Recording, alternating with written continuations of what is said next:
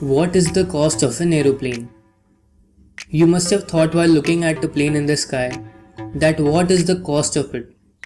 Today, we are going to answer your question. There are many models of aeroplanes, but today we are going to tell you about Boeing 747-8. It has a total of 700 seats. The seats are divided into three classes. The cost of this aeroplane is $351.4 million US.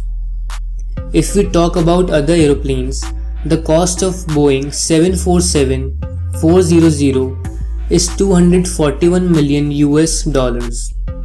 It has 624 seats in it. This is the cost of the second-hand model. So thanks for watching the video.